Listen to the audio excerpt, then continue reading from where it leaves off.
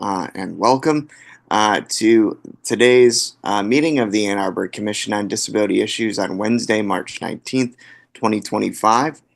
Just so everyone knows, this meeting will be broadcast live on CTN Cable Channel 16 and AT&T Channel 99 and online at a2gov/watchctn.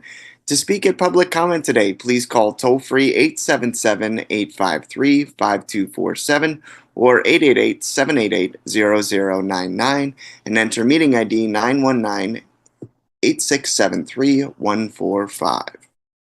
With that, I would like to begin with roll call. Ladies and gentlemen, Kennedy will go around, and when she calls your name, please unmute and say your name and where you're coming from today. Just 1 second, Zach, letting in the last few people. No problem. Thank you. No problem.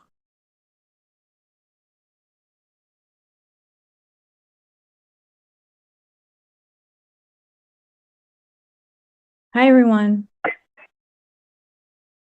Council member, good afternoon. Alrighty, I think I have everyone, so I'm going to go ahead and do roll call. Chair Damon, Yes, good afternoon. This is Chair Zach Damon. I'm coming to you from Ann Arbor, Michigan, Washtenaw County. thank you. Vice Chair Keeler, I'm Vice Chair Keeler. I'm coming to you from west side of Ann Arbor, 5th Ward, in my recliner. thank you. Commissioner Mozak, Good afternoon. Kathleen Mozak calling in from Ann Arbor, Michigan, Washtenaw County. thank you. Commissioner Solomon, Matthew Solomon, Commissioner, Ann Arbor, Michigan. thank you. Commissioner Hawkins, Commissioner Gossage, Alex Gossage, Commissioner, calling in from Ann Arbor, Michigan. thank you. Commissioner Ratcliffe, Rosanita Ratcliffe, Commissioner, calling in from Ann Arbor, Michigan. thank you. Commissioner Packard, Commissioner Packard coming to you from the sunny, windy sidewalk of Ann Arbor, Michigan. thank you so much. Commissioner Buis, Commissioner Ankenbauer, Commissioner Conrad, Hi, Commissioner Annika Conrad calling from Ann Arbor, Michigan. and Councilmember Ghazi Edwin. Hi, everyone. Councilmember Aisha Ghazi Edwin calling from Ann Arbor, Michigan. Perfect. Thank you so much. Zach, roll call is complete. Thank you, Kennedy. Next, moving on to public comment. Just wanted to open it up to the community. Didn't know if anybody was on for public comment. If you are, please let us know now or let Kennedy know, and know that you will have 3 minutes to speak. Kennedy, do we have anyone on for public comment today? As a show of hands, is there anyone here who would like to make a public comment? Seeing none, Zach, we have no public comment, and we have no one online for public comment. Okay, thank you, Kennedy. Next, we move to the approval of today's agenda. Everyone should have received an electronic copy of the agenda for review. Wanted to open it up to any comments on the agenda now. If there are no comments or edits, is there a motion to approve today's agenda? This is Commissioner Ratcliffe. I'll move to approve today's agenda. Thank you, Commissioner Ratcliffe. Is there a second? All right, I guess. I'll second. Oh, Larry seconds. Okay. All in I favor? did. All in favor of approving today's agenda, please unmute and say aye. Aye. All right, thank you. Today's agenda is approved. Next, we have the approval of the meeting minutes from February 19th. Again, those should be included within our agenda materials. If anybody has any questions or comments on those, please feel free to mention them now. Otherwise, is there a motion to approve the meeting minutes from February? I'll move to approve. Thank you, Larry. Is there a second? I will second. Thank This you, is Alex. Yep. All right. All in favor of approving the meeting minutes from February, please unmute and say aye. Aye. Aye. Aye. Thank you. The meeting minutes are approved. Next, we move on to the city personnel report with Kennedy Cummings. Kennedy, good afternoon. Good afternoon, everyone. I'm just going to be really brief. I do not have any updates at this time. However, as a reminder, if you have not done your reappointment to be a commissioner, please let me know. The deadline has passed, but they've extended it for those who need more time. I believe everyone has, but if I'm missing anyone, please let me know. And with that, I think that's all I have. All right. Thank you, Kennedy. And yes, if there are any commissioners out there who have questions on that process, please feel free to reach out to Kennedy. And if you can't get a hold of Kennedy, myself, and we can facilitate that. Next, moving on to the city council updates with council member Ghazi Edwin. Hi, thank you, Zach. This is Councilmember Aisha Ghazi Edwin. Some updates, I'm just trying to look through. I believe that I forwarded the career management study from the Downtown Development Authority, the ADA career management study, and that was circulated. So it's ongoing, making sure that curbs are accessible. Also evaluating parking, I believe, but I think it would be good if we took a look at that. And if you guys have questions, let me know, and then I can direct them to Maura Thompson at the DDA. Any questions now? Yeah, this is Chair Damon. I just wanted to say thank you for forwarding that information. I did take a quick scan, nothing in depth yet at this time, but I just wanted to thank you, the council member, for forwarding that to us. And yeah, definitely grateful for all the work that they're doing there. Thank you. I'll look at it again before my next meeting too. Sorry, what was that, Larry? I said I'll look at it before the next meeting too. They may, I think they were thinking about presenting that at the Transportation Commission meeting too, some of the curb Okay, stuff, great. so. Great. So then you can also come and share an update as well. But I it's, can do that.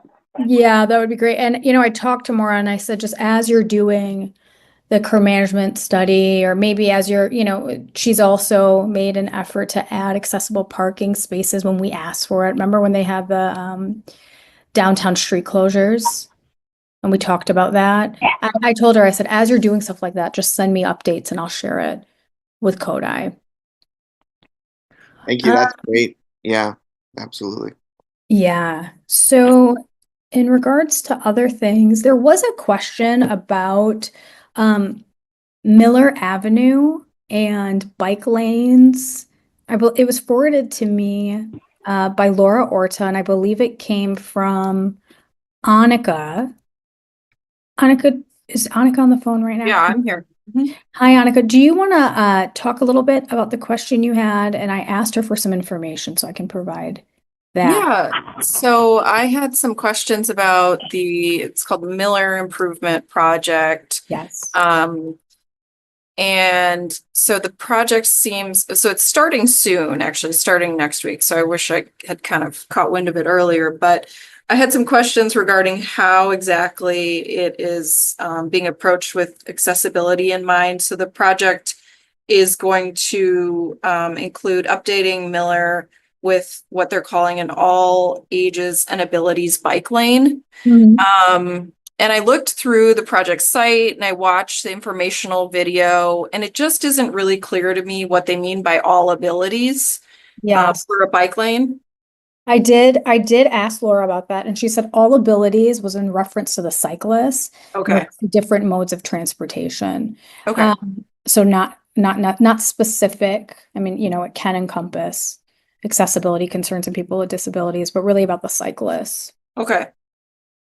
So that clarifies things. But then I was also wondering if the project included any ADA updates. Like, it seems to prioritize pedestrian infrastructure, but it just wasn't clear to me like how exactly it will address accessibility.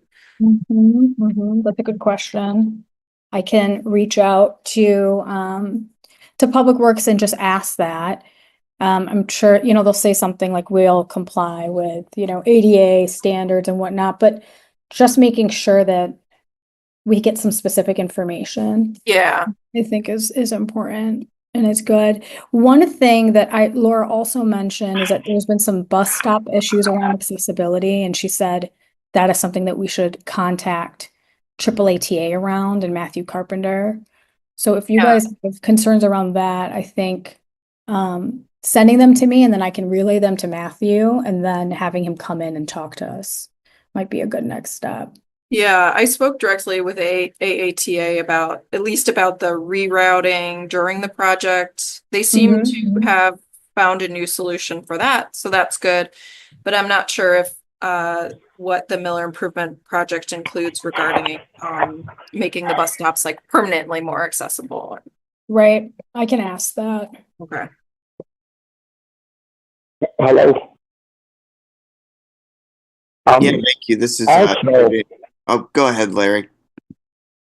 Also, the transportation, I'm having trouble forwarding some things, but the transportation meeting is tonight. Our transportation commission, and you can watch that on community TV and see what they're doing. You might get some more information because we've been talking about that a lot too.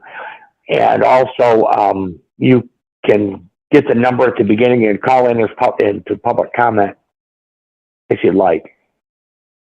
That starts at 7. Okay. Not sure I'll be able to make that, but good to know for the future.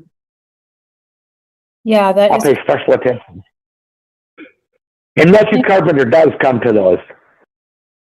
Yeah, and Larry, if you even want to ask specifically some of those questions that we were just talking about around like if the Miller Improvement Project will make permanent accessibility improvements to bus stops, or what are they planning specifically around accessibility and pedestrian infrastructure, because it wasn't specified. And then I can also follow up. I'll do that. Commissioner Mozak? Yes, good afternoon. I wanted to add one more layer of advocacy to this conversation with regards to AATA. There is a local advisory council that meets the second Tuesday of every month at 1 p.m. And it is in attendance by the CEO, but also is chaired by Andrea Henry. And that is also another opportunity for the public to engage directly with the ride. Yeah, that's a great flag. And I think having, if it's open and they have seats available, having some of our commissioners on that would be really helpful. Especially, as we've seen over the last, I think since COVID, paratransit this has been another reoccurring kind of concern. It's been pared down due to financial and other kind of issues, but just us having a direct connection to them. So currently, Larry Keeler, currently, Larry Keeler is a member of that. Okay, great. I also participate myself, and it's always open to anyone who would like to become a member. They're in the middle of adjusting the difference between executive and membership. So there's a reconfiguring going on, but I would encourage anyone who is interested. You can also attend live via Zoom. And if you go to theride.org and go to About, and then there's there'll be a whole place about the LAC. So that's short for Local Advisory Council. All the information that anyone would need would be there, and how to access a meeting, what the LAC is about, and those sorts of things. Okay, that's we also have a couple of public comment areas, places for public comment. So. Just wanted to pause really quickly. You all had some questions about Miller, and we actually have Cynthia here, who is actually the transportation engineer for Miller. So Cynthia wanted to go ahead and answer some questions you guys had. Go ahead, Cynthia. Good afternoon, everyone. I am here for a different project. Mark McCullough will be presenting on State Street. However, since I am here, I am available to answer some questions about the Miller project. First question I heard was about the designation of all ages and abilities regarding cycling infrastructure. That is a term of art in design for cycling infrastructure, and it refers to our applying design principles that will really be well suited for a very large portion of the cycling population. So I did want to clarify that. Another question I heard was, what are some of the accessibility features that are part of this design? And first thing is, we do have crosswalk ramps that are being upgraded as part of the construction. We have 2 different signalized intersections that are being worked on, and those are 7th Street and Miller at 7th and Miller at Maple. So both of those intersections are receiving upgrades to bring accessible pedestrian signals on board. We also have several features that are being installed as part of the bus stops that are adjacent to the cycle track. We have 2 sections. We have a section with a very narrow buffer between the vehicular lanes and the cycling lanes, and then we have a section that is west of Newport that has a wider buffer between the cycling lanes and the vehicular lanes. In the narrow buffer section, the design will be similar to the design that you see in other places on Catherine and Miller, where we currently have cycle track lanes that are coincidental to the bus stops. So we have curb height loading across the cycle track, and the cycle track is required to yield to pedestrians, as well as tactile wayfinding at those locations. And with the wider buffer, we will have a floating boarding island. So there will be a crosswalk from the side of the road across the cycle track to that boarding island, and that will also have tactile wayfinding as well. That's great. Thank you, Cynthia. I actually had a meeting with AARP right before this meeting, and they talked about doing a accessibility walkthrough in Ann Arbor, where they had some people, walking around, and they mentioned that some of our crosswalks were not fully accessible. For example, like lights or noise, and they were talking about people who may have a visual disability. So I'm glad to hear that those sort of features are being made. Do you know if it's pretty widespread in the city that we have crosswalks or other pedestrian infrastructure that aren't kind of up to ADA or beyond ADA standards? We have infrastructure that is at a variety of different ages. And that's the first thing to acknowledge when you're looking at the system as a whole. Where we have excelled is in making sure that our ramps are always up to ADA compliance whenever we're doing projects. We also do a pretty good job of maintaining our sidewalks. And it's not perfect, but we do have a maintenance program because we have the millage that funds sidewalk maintenance. We are routinely evaluating for trip hazards and deviations in the sidewalk that are outside of compliance and correcting those. So those are all things that we do really, really well. We have accessible pedestrian signals in a lot of locations. Places where we're a little bit behind in having those accessible pedestrian signals is actually downtown, because those signals have run as pre-timed signals for a long time and did not have push buttons.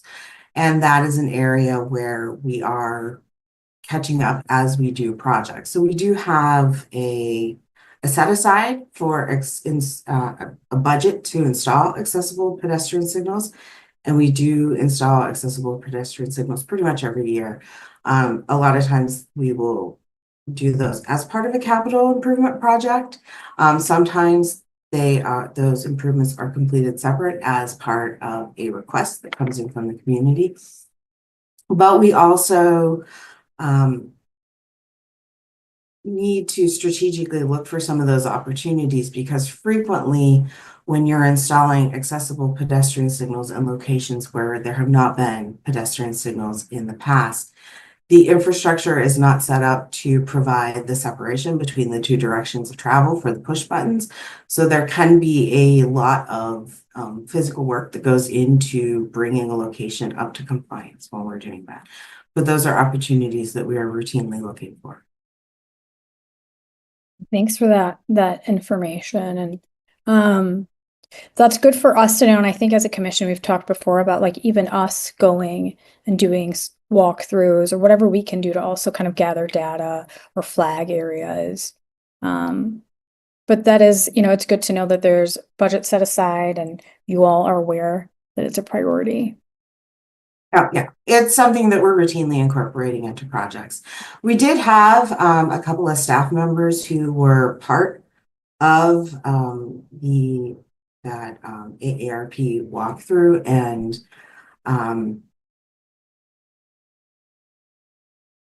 it was a process. We did have some interesting input as part of that, but I don't want us to bog us down. I'm sure we have an agenda to get to. Thank you, Cynthia. If anyone has any additional questions, feel free to send them my way, and I'm happy to pass them along. All right. Thank you, Kennedy. Thank you so much, everyone, for the feedback on that. And thank you, Council Member Ghazi Edwin, for your report. Next, we're going to move on to the special presentation portion of our agenda today.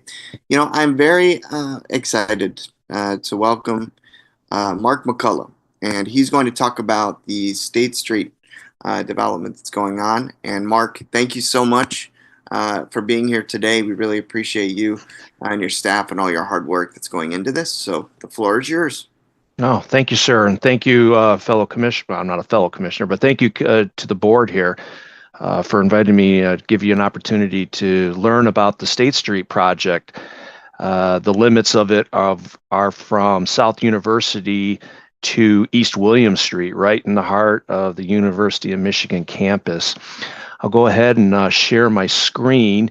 If anyone along the way has questions, by all means, please stop me and I can answer them as best I can, and we can go from there. All right. Before we begin, I want to also let you all know that if you would like a copy of the presentation being presented, I will forward it to you all after the presentation. Thank you. Thank you, Kennedy. Before I start, do you just see the presentation, or do you see something that says next slide off to the right? We see the next slide version, Mark. If you could switch it down to, I think, presentation mode, it should be. All right. I always get hung up on this. My apologies. Anyone know how to toggle the screen here? I know I should know that. Yeah, it should be in, I think it's in, is it in display settings, I believe? Now what do you see? There we go. Perfect. Yep. Thank you, guys. Thank you, Zach. Okay. So what you see here is the cover sheet to the presentation named State Street Improvements Project for the Commission on Disability Issues, dated March 19th, 2025. And in the lower right-hand corner is a picture of State Street in the summertime as today, with people crossing in the existing crosswalk pretty close to Union Hall, with AAATA bus stopped for people crossing the roadway. So the project presentation, as this slide reads, we're going to talk about the city goals with Vision Zero and carbon neutrality. We'll talk about the design consideration for all ages and abilities for the bike lane and the pedestrian sidewalk and the bus stops. We'll talk about the project area for State Street improvements. We'll talk about the design layout and cross-section details. We'll touch on on-street parking near the end. We'll talk about the vehicular and pedestrian detour routes while construction is ongoing. We'll talk about who the project will likely be awarded to by City Council and the timelines of that project. And then if there's any questions in the end, I'll provide a summary and I can answer those questions for you. So slide 3 here, as it shows here, it reads top city goals. One is Vision Zero, and the City Council has declared that by 2025, no one dies or is seriously injured in crashes on Ann Arbor streets. So that was a very particular item for this project that we want to strive for Vision Zero for all users on this roadway, not just for cars, but for the pedestrians and the cyclists as well. On the right side of the slide, it reads carbon neutrality.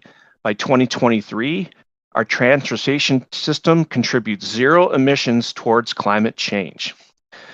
So one of the features with this project will include transit, which I'll get into. So that will definitely help aim towards that carbon neutrality goal. On slide 4, it reads design considerations for all ages and abilities. And what it presents is 4 different pictures in a collage mode, demonstrating the types of users that are going to be that use State Street today and will continue to be using State Street after we enhance it with these features. I think I've been around civil engineering now for 27 years, and the people who taught me things back in the 1990s, everything was focused very car-centric. And since then, I've learned and embraced that the world is more than just cars, and we need to start thinking about how can we make environments more friendly for the other users, not just the cars to get from point A to point B. So there's a photo here of a gentleman on his bicycle, a couple walking their dog along the west side of State Street, another pedestrian crossing in the crosswalk, and a person in a wheelchair across the street from the U of M at the bus stop loading onto a U of M bus. So moving on to slide number 5, it reads the Comprehensive Transportation Plan. So this is the book that we used, the guidance that we used as part of this project. The slide further reads it's a Tier 1 corridor, so that's State Street, with the State Street at South University intersection being a Tier 1 intersection. So basically what that means is that these are heightened areas where the city has made it an importance that we need to its features should and need to be incorporated into the project scope when a Tier 1 project is identified, such as State Street, and we can get into that in a moment. It further reads, target strategies will include to build safe, comfortable bike routes, make intersections safer and easier, be in compliance with the Americans with Disabilities Act, partner with mobility service providers, and improve transit reliability and speed. And then the image off to the right is a picture of the cover of the Ann Arbor Moving Together Comprehensive Transportation Plan. Okay, moving on to slide number 6. The slide reads project area. So this incorporates South University Avenue to the south to East William Street, which is roughly 0.2 mile in length. State Street is classified as a major roadway as opposed to a minor roadway. It is bound by the University of Michigan campus, and it is a transit corridor for both the University of Michigan and AAATA. The project scope reads we're going to replace the 2 different water mains and consolidate it into 1 water main into the roadway. The storm management plan will be implemented as part of this project for infiltration. The surface pavement will be removed and replaced with new asphalt. The surface of the cross-section will provide protected bike lanes. There'll be intersection improvements both to William and South University, different types of improvements, and I'll get to that in a moment. There'll be 2 raised crosswalks mid-block between the 2 intersections. And there's going to be a northbound transit lane just for the buses to provide better efficiency. On the right half of the screen here is an aerial image of the University of Michigan project. There is a red dashed line going from South University to East William Street, marking the limits of the project.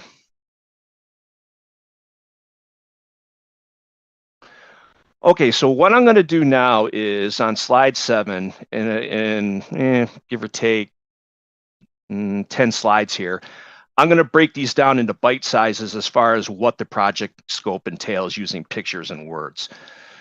So the slide reads on top, design layout, South University. So we are looking at an aerial image of South University at State Street. North is pointing to the right of your screen here. Off to the left is a legend. Not every color applies to every single slide. This legend came from a larger image that incorporated from the beginning to the ending. So what I want to point here, is there questions? I thought maybe someone was, forgive me if someone was speaking. All right. So the intersection, yeah, sorry, that was on me. So the intersection being a tier 1, one of the things we want to accomplish is to make the crossing distances as short as possible without interfering with emergency management times, truck route or fire truck route, to be able to get through that intersection. So how we were able to do that through the design phase was, if you envision the north corner, get my bearings right here, that radius is going to shrink, so it's going to get closer to the center of the intersection, so the crossing distance becomes shorter for pedestrians, which is very important, that the exposure time of them with traffic is reduced. So that's how we're addressing the tier 1 intersection design as part of the comprehensive plan.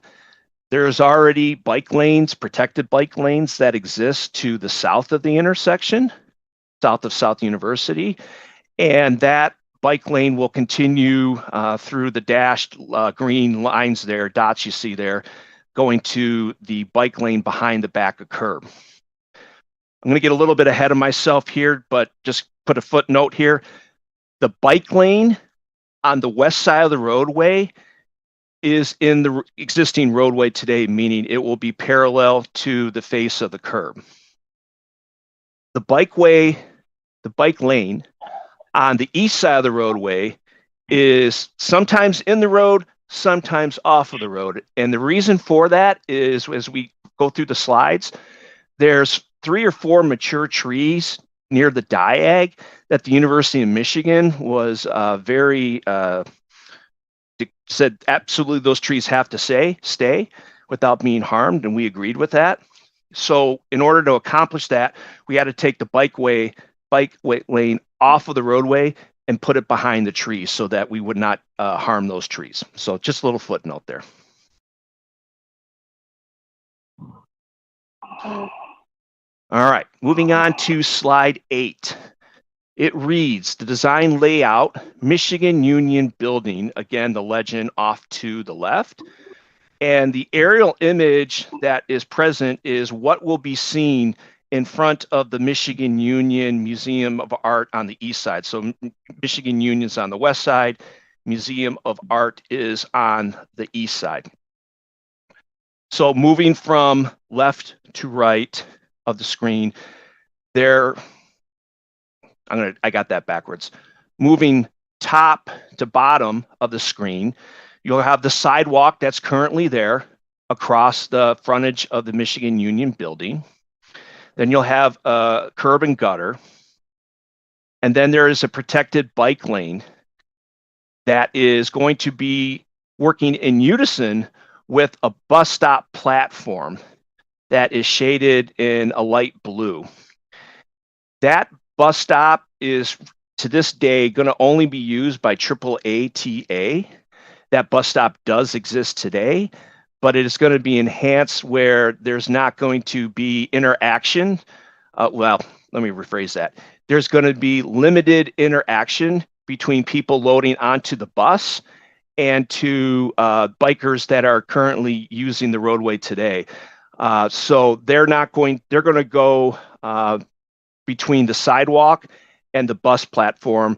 This is a national standard that's been implemented to enhance safety as much as possible without having to interact with traffic and to minimize conflict points with pedestrians.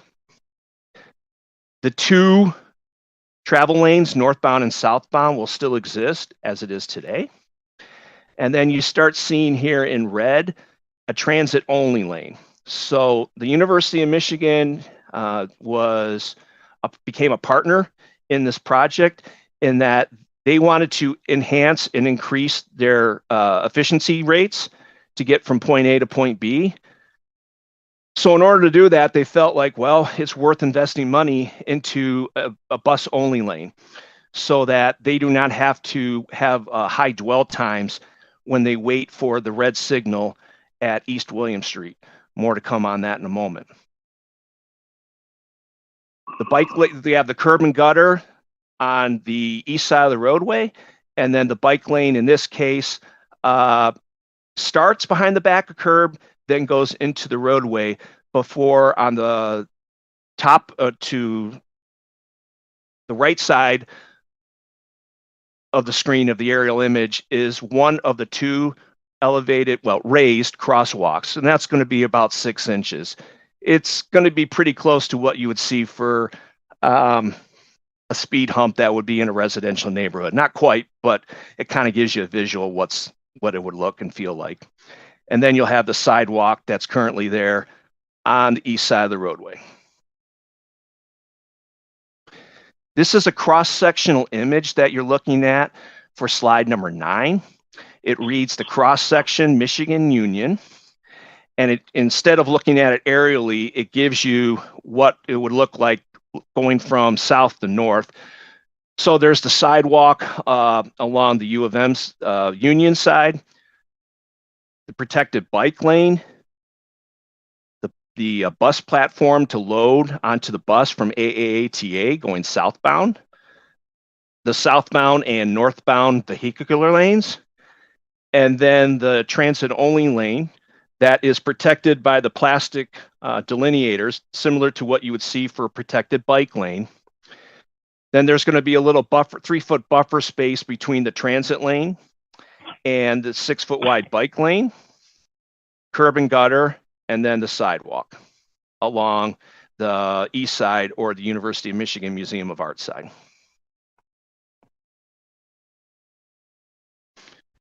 All right, now I'm going to jump to close to the middle of the project. The slide 10, the top reads Design Layout, Angel Hall, Museum of Art. So we have, again, the legend off to the left. And on the right side, a lot of these features will be similar but different as we go through them. Again, on the west side, we'll have the sidewalk, the curb and gutter, 6-foot wide protected bike lane with the 2-foot buffer. You'll have the southbound and northbound travel lanes with the northbound, it says Q jump here. I'll get in that in a minute, but we'll call it the transit lane for now. And right now going northbound, there are 2 bus stops, one near South University, one near East William. The 2 U of M and AAATA have agreed to combine those into one bus stop that is in between the Museum of Art and Angel Hall with a platform similar to what's going to be present in front of the Union Building. Similar to the last slide and the southbound bus stop, the bike lane will go behind that platform. And what you're seeing here, for those that can, there's a little purple line. That is what we're calling a trapezoidal delineator. It's a fairly new invention, but it has been vetted and embraced by experts in the community, whereby it provides delineation between the bikes, in this case, the bikes, and the sidewalks. So if a sighted pedestrian were waving their cane back and forth, they would feel that tactile delineator that's running in purple that would separate the sidewalk from the bike lane. And it also provides a visual cue to the bikers to stay within the bike lane and not traverse outside of the onto the sidewalk.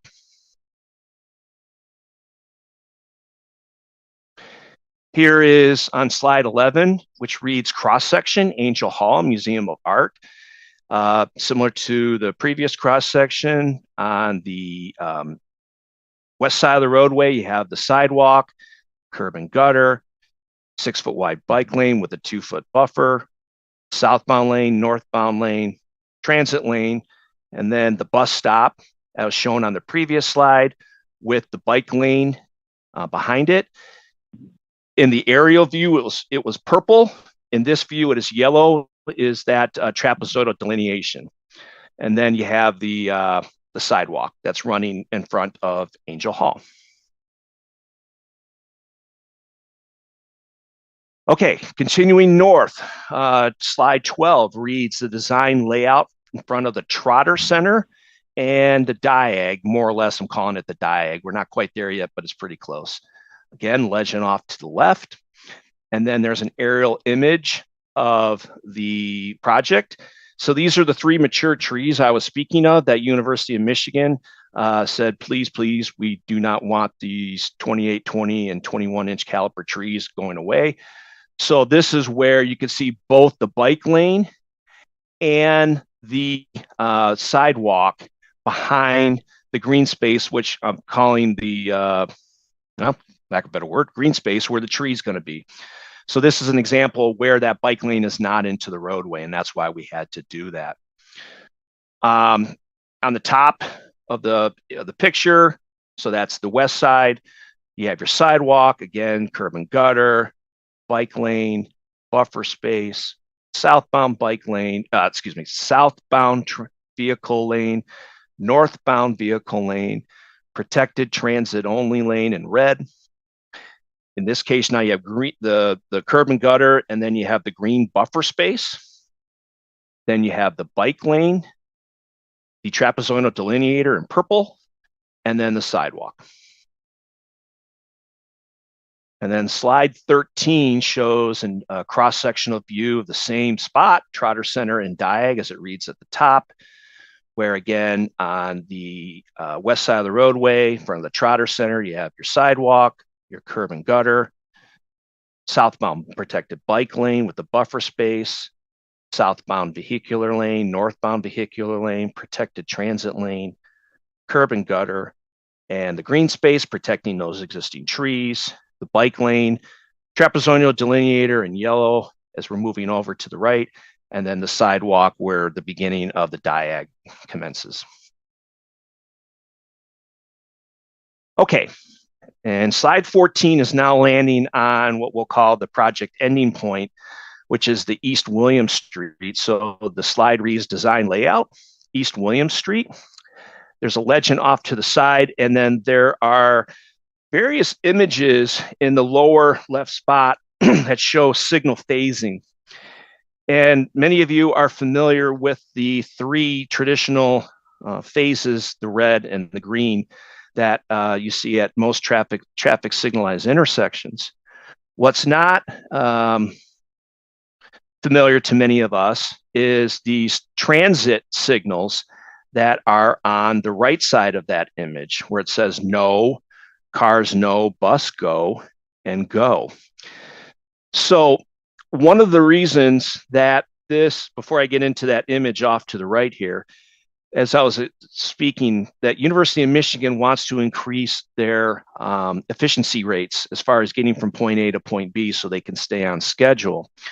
The problem that they experience today, at no fault of anyone, is that there is gridlock at that East William intersection because of cars turning left to go westbound on William Street. All it takes is the first car that wants to turn left, and everyone then has to wait for the next signal cycle in order to potentially proceed whether west or north towards North University. So in order to circumvent that, how we designed it was to modify that intersection slightly, whereby using this signal that you see in the lower left corner, it provides a cue to the bus driver that the intersection is all clear for them to proceed through the intersection before anyone else gets a head start on them. So they get to essentially, just to call what it is, they get to jump right to the head of the line. So a bar that's going from horizon to horizon would be, don't go, bus driver. A bar going up and down would be cars, no. And they, frankly, most people in the car aren't even going to know or see what this is. But the bus driver will understand that that means for them to go. And then the following phase, it will be go with the green light. So when the intersection's green, the bus can also go through the intersection when it's clear to do so. The aerial image off to the right of the screen shows the intersection of East William Street and State Street, with north off to the right. So you can see there that the red transit lane is running along the east face of curb, and we are modifying that intersection ever so slightly for that bus that we carefully calculated the dimensions of it, could maneuver through that intersection even if there were a car that's parked, stopped, waiting on that X spot that's currently there today. That X is there for that intersection to be cleared for buses to swing from going eastbound to southbound on State Street. They need that extra room to be able to clear that maneuver. Mark, this is your 5-minute mark. Thank you. 5 minutes left. Very good. I'm almost done. So that just gives you an indication of what the project design is incorporating. All right, slide 15, car detour route. It will encompass Hill Street, Forest Avenue, Washtenaw Avenue to Geddes to North University. So that is just for the cars. That's not for the pedestrians. That's not for the cyclists. That's what the aerial image shows in yellow there. Slide 16 is an aerial image. It reads pedestrian detour route, and it's showing how traffic will be detoured for pedestrians on the east and the west side of the project. What you see on the bottom of the screen, that hatching, that is the project closed to traffic during construction. So cars are not going to be able to get in and out of here, with the exception of people that have permission to do so, and for emergency management. The reason why the pedestrian route, instead of going along the face of Angel Hall in tandem with the Museum of Art, it goes behind it to the east and then back around, is because there's a roofing project on Angel Hall that's going to happen all summer long. So that area is going to be blocked off pedestrians for the contractor to work, hence why that detour route has to go up and over, in this case, east, before coming back to the East William intersection.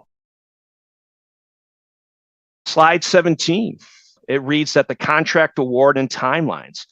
So E.T. McKenzie is the recommended contractor to City Hall.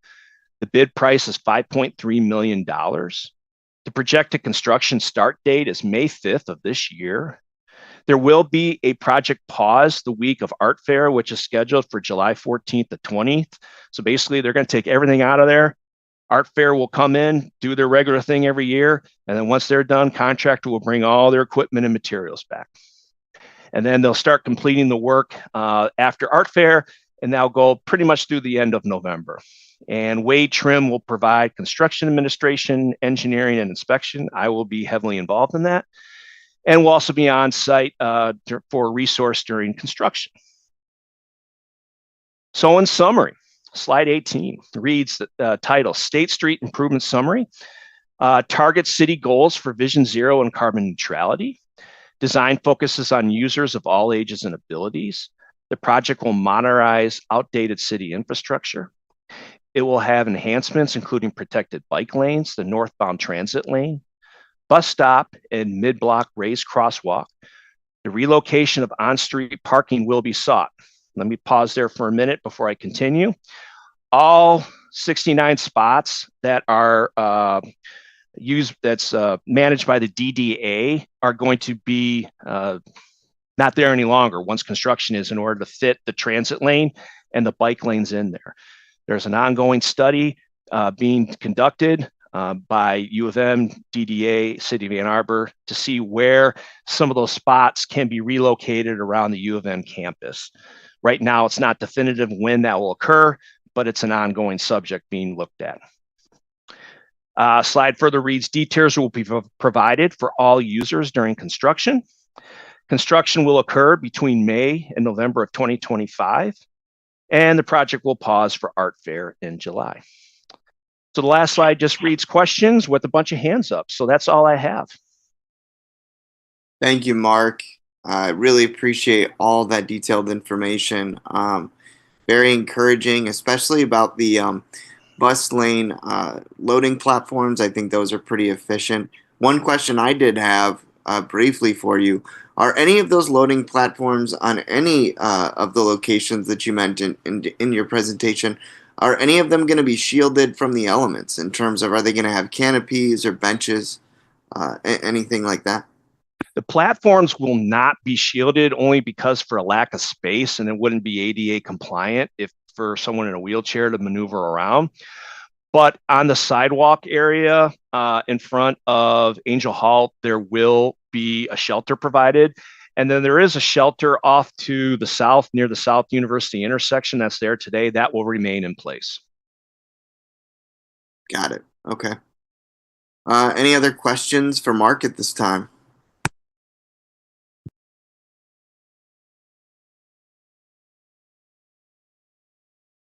All righty.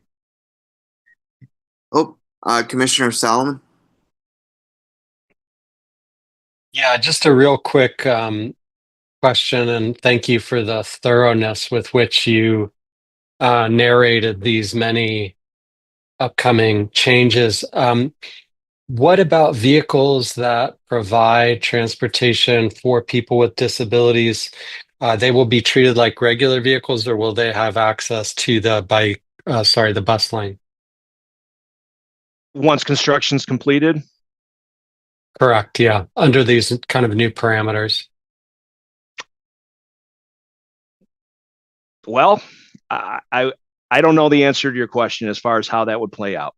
I think it's worthy of discussion, and how can someone with a disability being dropped off through transport to be able to get there? It's a great question, and I don't have an answer for you at this time.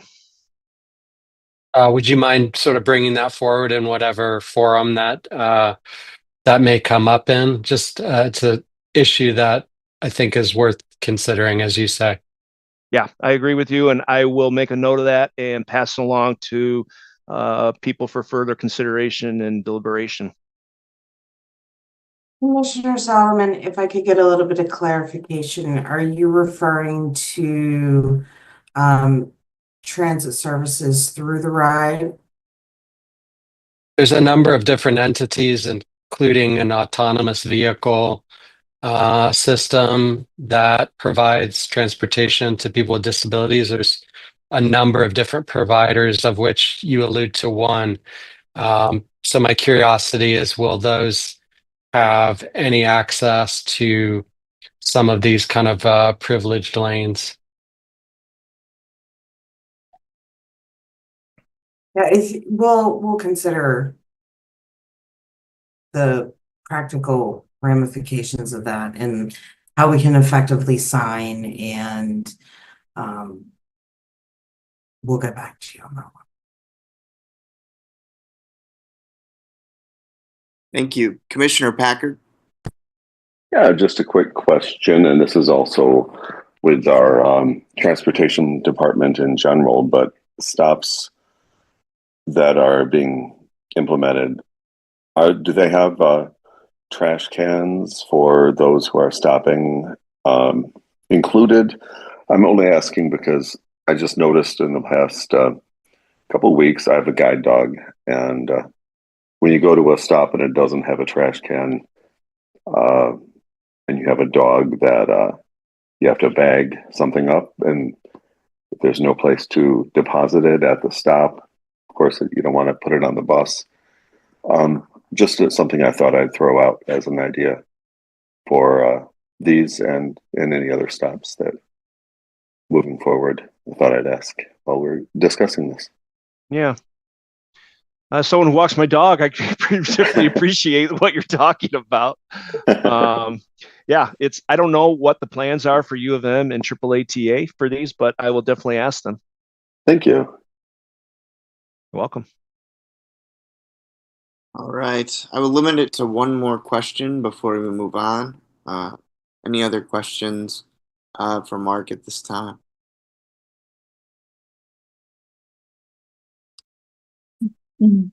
I just want to say I really appreciate all the thorough information and you coming here. It's really helpful. So thank you. You're welcome. Yeah, thank you, Mark. Very encouraging to see. So appreciate all your efforts. Okay. Well, right. if you have any questions along the way, my name and Chris's name is on the website, and happy to answer those questions as they come along. Absolutely. Thank you, Mark. And, if there are any things that you guys, during construction or during this process, kind of come about and have questions about accessibility or different things to incorporate, please don't hesitate to reach out, okay? Understood, and thank you for that opportunity. Yep. Thank you. All right. You have a nice day. Oh, thank you. You too, Mark. All right. Moving on to our next presentation, we have the Washtenaw Library for the Blind and Print Disabled with Katie Monkevich. Katie, good afternoon. Hello. Hi, everybody. Thanks for having me. I have some upcoming events happening at the library to tell you about. First of all, we want you all to save the date. We have Visions 2025 coming up, not till June 4th, but we're already planning it. It's going to be from 11 a.m. to 4 p.m. at the downtown library. The 2025 Visions Vendor Fair features a variety of exhibitors who will demonstrate the latest products and services for the blind, visually impaired, and physically disabled. Electronic readers, magnifiers, support services for the blind, braille devices, library services, CCTVs, leader dogs, and transportation services are just a few of the many outstanding services and products that will be on display. Presentations will also be offered on topics related to vision health, services, and assistive technology. And I wanted to let you all know that if your organization does want to register to have a table at Visions 2025, you should do so soon. We've opened registration about almost 2 weeks ago, and space is limited and filling up quickly. We also have more. Sorry, go ahead. Just what we've got coming up more in the coming month or so. That I know that one's not for a while. We've got a couple of things coming up that I wanted to tell you about. We have an author event. Mallory McMorrow. She's going to be talking about her book Hate Won't Win on Monday, March 24th at 6:30 p.m. at the downtown library. Mallory McMorrow is coming to the library to discuss her new book, Hate Won't Win, Find Your Power and Leave This Place Better Than You Found It. She'll be joined in conversation by Barbara McQuaid, author of Attack from Within. In this urgent expansion of her viral speech, Mallory McMorrow details her unlikely journey into politics with a front row seat to democracy at its breaking point, then outlines the tangible, proven steps that anyone can take to build community, fight for what's right, and create real and lasting change. This event is going to be in partnership with Literati Bookstore and will include a signing with books for sale. And the library does intend to provide a live stream of this event pending the presenter's permission. So check the event page closer to the event for additional updates on how to access that. Then we have a popular event that's reoccurring. This one always attracts a crowd. It's called Hello, My Name Is, the Name Change Clinic. This is on Friday, March 28th at 5:30 p.m. at the downtown library. You can join the Jim Toy Community Center's outreach and the Outlaws at the University of Michigan for a free clinic dedicated to addressing the challenges of name changes for transgender and gender nonconforming people. They will provide details on how to legally change your name and gender marker in the state of Michigan. Information on how to update your Social Security, driver's license, and birth certificate will also be available. Legal volunteers will be on site after the presentation to answer questions and assist with forms. And if you're unable to attend this one, you can find the slideshow for the event that has a lot of information on the event page on the AADL website. And we have the Neuroscience of Speech and Language, From Development to Disorders, Tackling Myths and Misconceptions About Stuttering, an updated neuroscientific understanding of a complex childhood onset speech disorder. This one is on Tuesday, April 8th at 6:30 p.m. at the Downtown Library. And this one talks about how stuttering is an often misunderstood condition from research to Hollywood. This talk will discuss myths and current research in terms of how stuttering may occur and how stuttering is treated. Participants can expect to learn answers to questions such as, do children simply grow out of stuttering, or is someone who stutters simply anxious? The lab's recent findings from following up with previous research participants will be discussed to elucidate the intricacies of recovery from stuttering. The presenter, Shanley Treeleven, is a postdoctoral research fellow in speech neurophysiology lab and an ASHA certified speech language pathologist. She received her PhD from Louisiana State University and completed her clinical training at the University of Alabama. Her research includes timing of neural functioning for individuals who stutter, as well as more clinical focused projects such as recovery and persistence of stuttering and linguistic aspects of stuttering. All right, to talk about some library materials, all of our patrons are welcome to order digital cartridges or ask us any questions, order other materials by calling 734-327-4224, or you can always email us at wlbpd@aadl.org. And then we encourage everybody to sign up for the Braille audio reading service, also called BARD, where you can download your own books. You can fill out an application if you're already a WLBPD patron at nlsbard.loc.gov, or you can just call us and we can help you get signed up. Here are some new books that you can find if you're on BARD.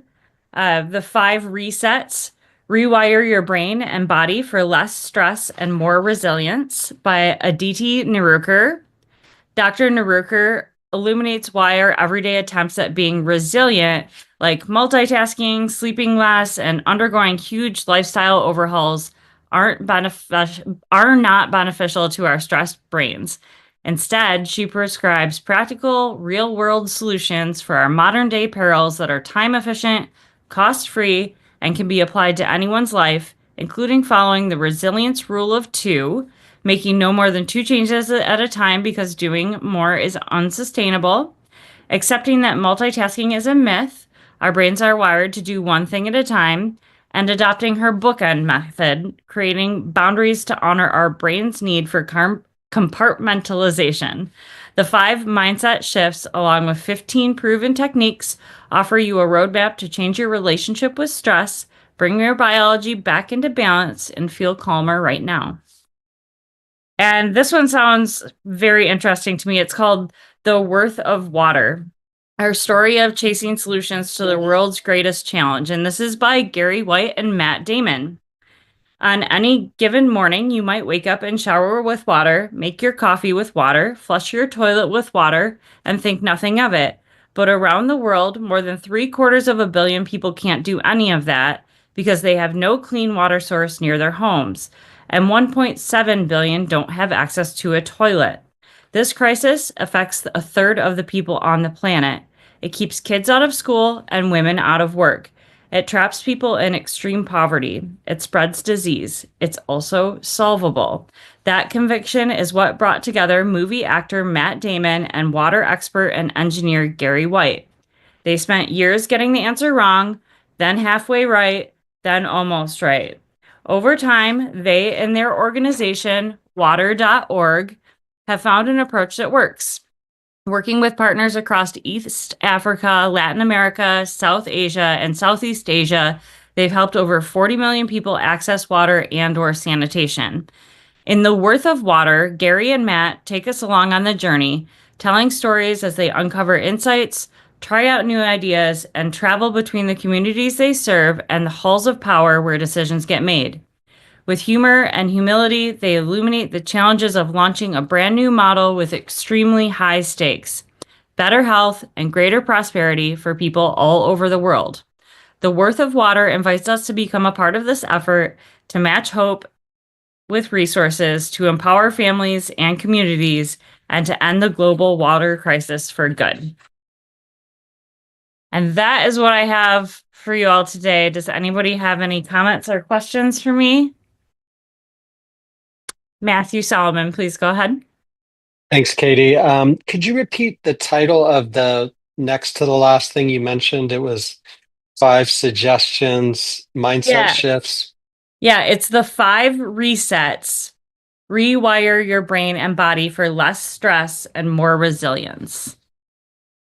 And the author of that book is? The author is Aditi, Aditi, and I'm not sure if I'm saying her last name right, but Nerurkar, Nerurkar.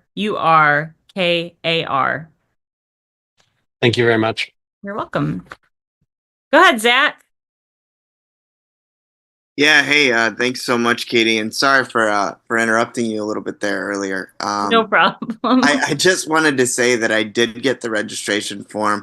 I just submitted it, you guys. So, Yay. Oh, you know what? I bet it's in my inbox, Zach. I see it. So yeah, you're good to go. Awesome. Thank you so much. Now, please note, I was unsure, you guys, of the number that we have, but they do have an option for like 4 participants. I did select 3. So the names that I did put in just for transparency on the application were myself, our vice chair, Larry Keeler. Hopefully you can make it.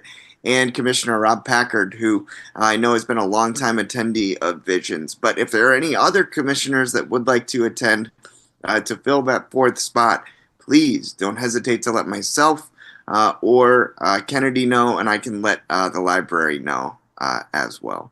Yeah, we can make changes to that. So it's good you've reserved your spot now, and then if you need to make updates, just let us know and we'll take care of it. Awesome. Thank you so much, Katie. I appreciate You're welcome. it. And yeah, what a fascinating book about water and water.org doing a lot of great work, because that's very important. Thank you. Any other questions for Katie? All right. Well, thank you as always, Katie. So we appreciate it. You're welcome. Thanks for having me. Have a great day. Absolutely. All right. Next, we have the reports with the Disability Network, Washtenaw, Monroe, Livingston, with Andrea. Andrea, how are you? Good afternoon. Good afternoon.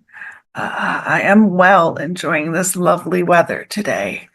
Wanted to bring some and highlight some upcoming activities through fake spring and real spring, and hopefully even one into summer for you today.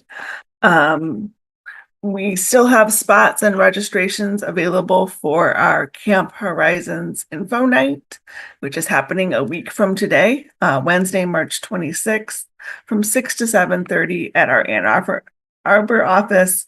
It is a summer day camp for youth with disabilities ages 14 to 26. It's an opportunity to meet the camp counselors, tour the space, learn all about the camps that are happening this summer. Registration can be achieved by calling our office at 734-971-0277. We also have a Spring Arts Expo coming.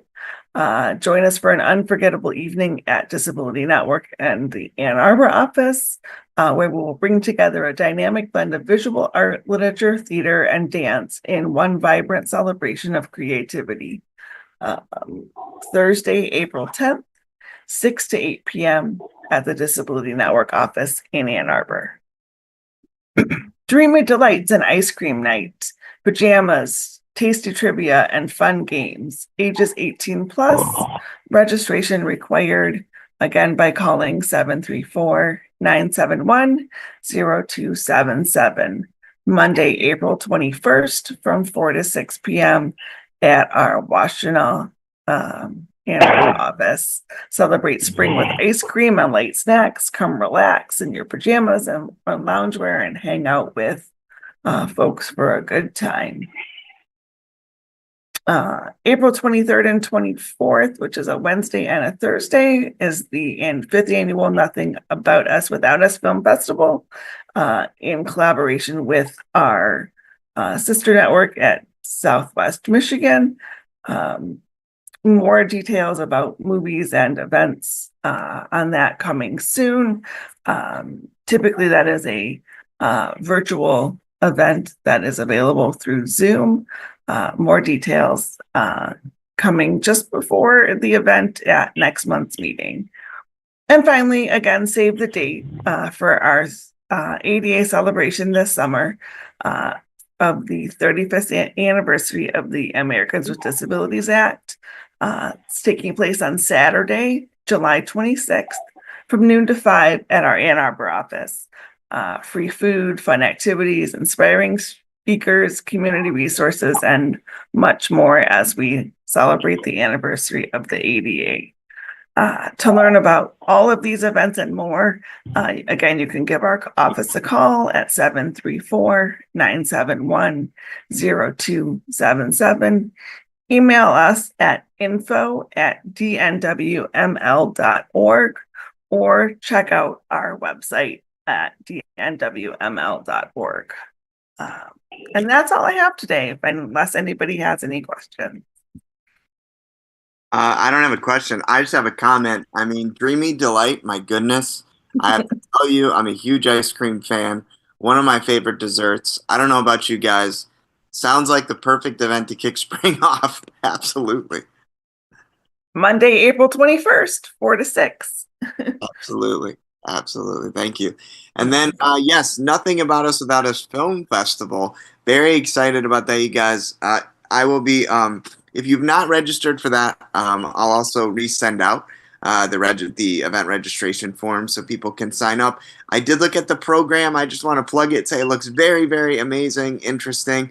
And, you know, I've attended this festival the last few years, and I just want to say, super rewarding. I really enjoy the dialogue after reviewing the films, being able to connect with everyone and talk about the important issues that the Nothing About Us Without Us Film Festival really brings to the forefront of thought through the medium of film. So thank you so much to the Disability Network for continuing to put the Nothing About Us Without Us Film Festival on. I believe it's its 5th year, right, Andrea?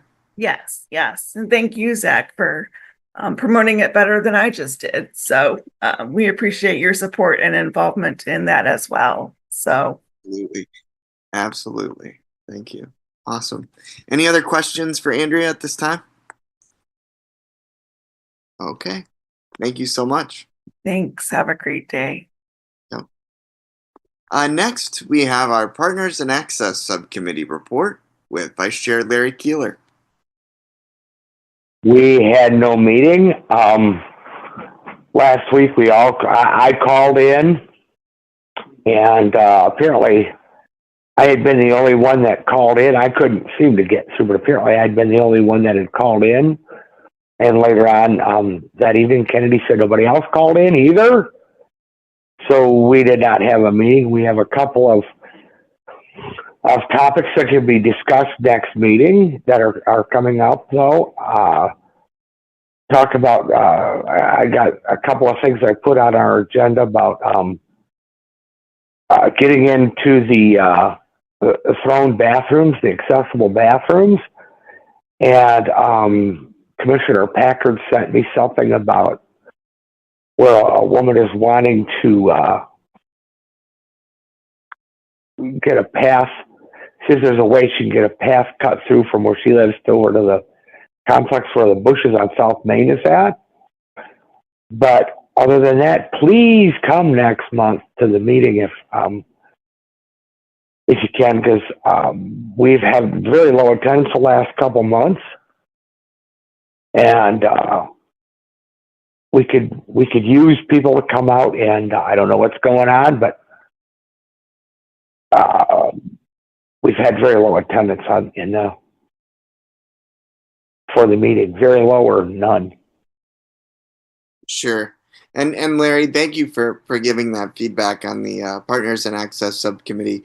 You know, I can tell you that one of the reasons personally I'm not present is because I have a standing meeting on that particular day and time, which I believe I've communicated you know, to the commission on. But I'm definitely there in spirit, and I'm sorry to hear that. I mean, you know, I want to know really quickly from the commission, are there things that you know, we can do as a commission to, you know, kind of help with participation of the Partners and Access Subcommittee? Is it that there are not a lot of agenda items really to cover, Larry, or what do you think? Oh, we do have a few agenda items. Maybe we could move the time back to Wednesday again. The reason I couldn't attend isn't happening anymore, so we could either move the meeting back or put it at another time if people need to, or you know, maybe, I don't know, maybe somebody else needs to chair the meeting. Who knows? Oh, well, I mean, yeah, I don't know. I don't know if it's, you know, about somebody else. Right, because I rushed across town to get here on Thursday now, and when I get there, I go in and I knew one of our regular people wasn't going to be there. They actually let me know. Gotcha. But, So you're saying you showed up to City Hall like in person for the meeting, and then you found out it wasn't happening? No, I always show up at City Hall for that. I mean, that's a Zoom meeting too. Right. Okay. I do other things. I do things across town on Thursday. So, well, every so often I do things across town and come back and go get on. Yeah. So, yeah, I don't know. Maybe switching it back to Wednesday might be better, or finding a better time where people can attend. Yeah, I mean, you know, I want us all to be open about it, you know, in terms of the Partners and Access Subcommittee. I mean, obviously, all of us are very, very, you know, busy. We all have, you know, our jobs, work, school, all kinds of different things, you know, in conjunction with, you know, being, you know, commissioners. So, um, yeah, Larry, you know, I'm not sure. I mean, I'd be interested to get other feedback from other commissioners on what can be helpful in terms of, you know, gaining more participation in the Partners and Access Subcommittee. This is Rachel. I I would say that I think it's been the Thursday has been harder compared to doing the second Wednesday. Just in terms of kind of my work schedule, I often land up having patients then. So I would say that Wednesday had worked better in the past. I know that hadn't worked for Larry um, recently. I know I had tried to join last Thursday and I was the only one in the video visit. It didn't start. It said like host is waiting to join. So I don't know if I have the wrong link. So it was just the one that showed up on my calendar for last week. Okay. So it stayed on for like probably at least 10 minutes, but it never started. So I don't know if I just had the wrong link. It's possible I did. Yeah, I couldn't even get in. Yeah, and I thought maybe something was wrong with the line, and Kennedy finally talked to me. So, I never got in. It just said that like the meeting was waiting to start, but it didn't go through for some reason. So, but I would say in general that the second Wednesdays had worked a lot better, and I think I was better able to attend when it was the Wednesday. The Thursdays are a little more squashed in terms of my schedule. So, well, if that would help, we can go back to Wednesday now. Got What was it. That would, if that would help. So, and we could go back to second Wednesday. That would help me too. That could help me too. Right. At this point. Well, I think that's something, we can definitely discuss. I'd like to put it on the agenda for our next meeting. We can kind of discuss, changing the time and if we really believe that that'll work. Commissioner Packard? Oh, I was just going to make a motion if that's in order that we move it, if that seems to be the better day. But if you'd like to put it on an agenda, that's fine too. Oh, no, I mean, I would second the motion. Yeah, go ahead. I would second the motion if you want to. I would second the motion if we do that. Because actually 3 out of 4 of the attendees, the people that come the most, are here now, so. Oh, great. Motion to move it to Wednesdays, 2nd of each month.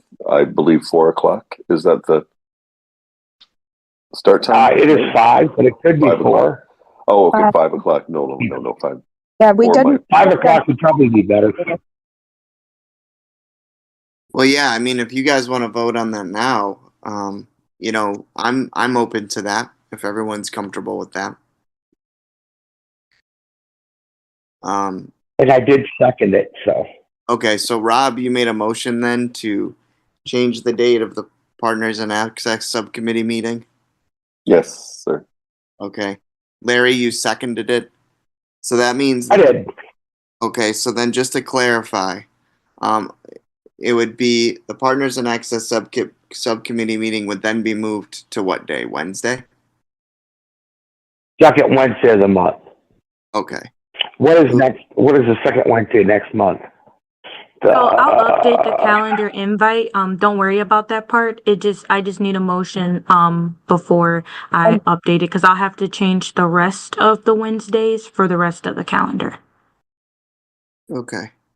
So all in favor of changing the Partners and Access Subcommittee meeting to the second Wednesday of the month? If you could unmute and say aye, or if you have questions, feel free to mention them now. Zach, is that going to be for the 5 p.m. time on the second Wednesday? Yes, I believe so. Okay. Rob, was that the intention of your motion to be at 5 or yes, 4? I think that works better for a lot of people's work schedules, probably. So I definitely thank you. Yeah, all in favor of the second Wednesday at 5 p.m. to be the new time of the Partners and Access Subcommittee meeting. If you are in favor of this, if you could unmute and say aye. Aye. Aye. Okay. Hopefully that will help and help boost the attendance of the Partners and Access Subcommittee meeting going forward. All right.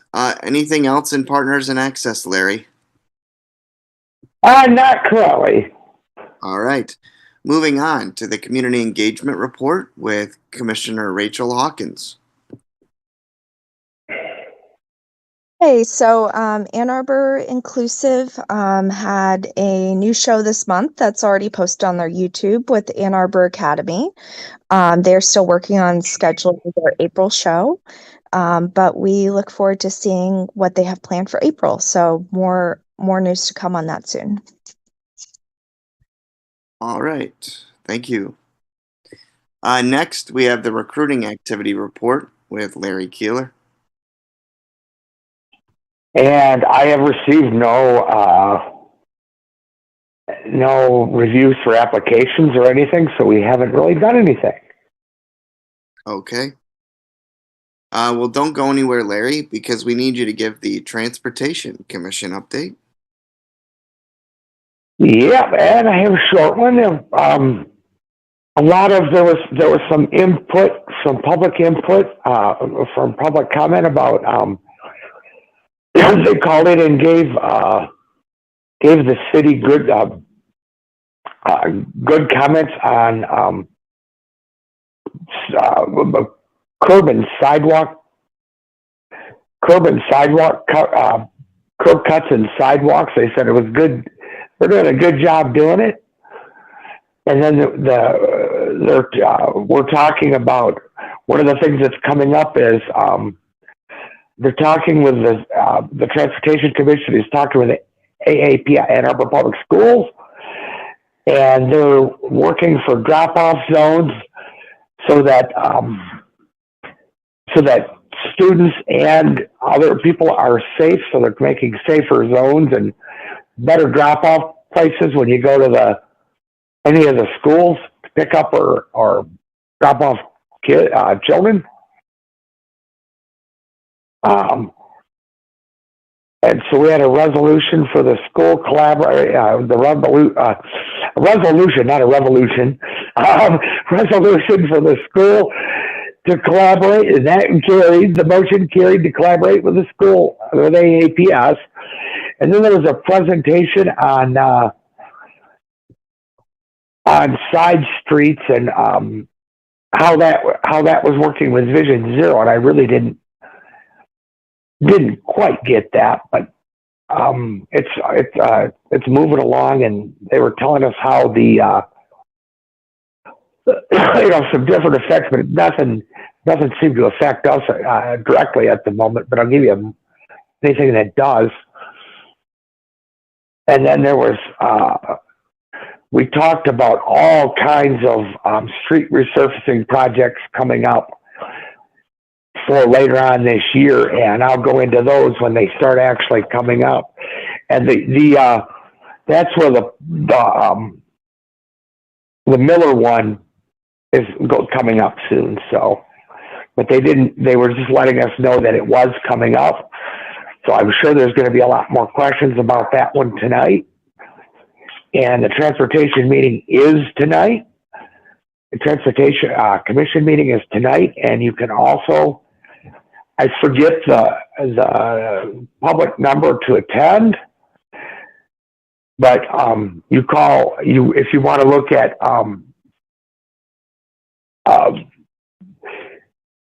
CTN for the meeting. They give you the information to attend if you want to have public comment. That's all I got. All right. Thank you, Larry, and thank you for all your work on the Transportation Commission. We do appreciate it. Next, we have the University of Michigan Council for Disability Concerns meeting update with Commissioner Matthew Solomon. Matthew? So the meeting went as scheduled. It turned out to be the shortest meeting that I have yet attended. That was due to the guest speaker. Turns out at the last minute was unavailable, is working to reschedule.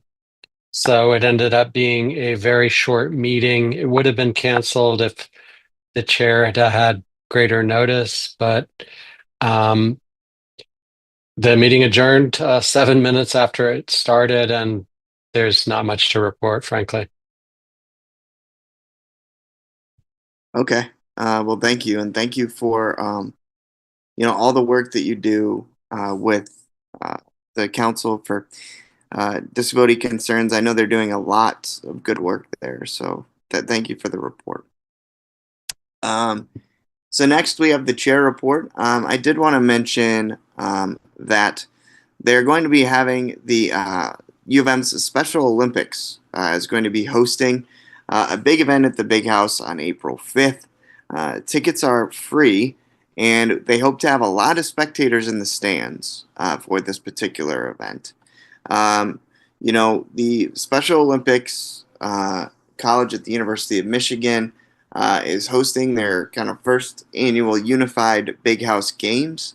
Again, this will be on April 5th at Michigan Stadium. And so their goal with this event is to bring together Special Olympics programs from various schools in the Midwest, fostering a sense of community and offering an inclusive and fun environment for all participants. The Special Olympics is dedicated to providing sports opportunities for all abilities and spreading awareness to the power of inclusion. There is going to be 5 rotating activities, including volleyball, soccer, football, yard games, and arts and crafts. So colleges will participate in each station, interacting and playing with different schools so everyone has the opportunity to also meet new people. Their Special Olympics Club will serve as volunteers with the different Michigan student organizations, helping out as well. So ultimately, they want their message to be clear. People of all abilities deserve opportunities in sport. And the Unified Games at the Big House will be a groundbreaking event that will champion inclusion in our Michigan community and across the Midwest. So we hope we can have a good showing from the commission at the Big House on April 5th from 12:15 to 4 p.m. And of course, I will email that information to all of us so that we can attend. Also, I would like to congratulate our council member. I did attend a premiere on the unfortunate struggle of homelessness that plagues our communities across the country. Our council member liaison was a huge component in that screening. And it was a very, very impactful film. So I just want to give a shout out to Council Member Ghazi Edwin for all of their work there and bringing forth an important issue of homelessness and how hopefully our communities can band together to help those who are in very difficult circumstances financially and without a home. And with that, that is the chair report for this evening. So thank you very much. We'll move on to our next item of the agenda, which is old business. Do we have any old business today? Okay. Any new business? No new business? Okay. Let's see.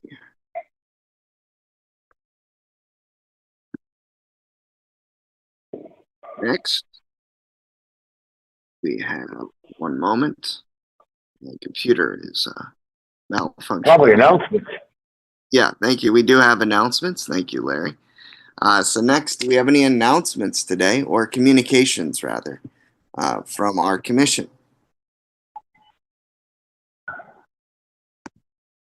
Okay, no communications today. So at 5:32, is there a motion to adjourn our meeting? I would move to adjourn. Okay. I will second that. Oh, sorry. Is there a second? I'll second that. I'll second. Rob seconded it. Oh. Oh, Rob. Okay. All in favor of adjourning our meeting today at 5:32 p.m. Please unmute and say aye. Aye. Aye. Aye. Okay. Well, thank you to the City of Ann Arbor, to CTN, the Community Television Network, and all of you for your great work today. Thank you so much, and we will see you in April. Thank you so much.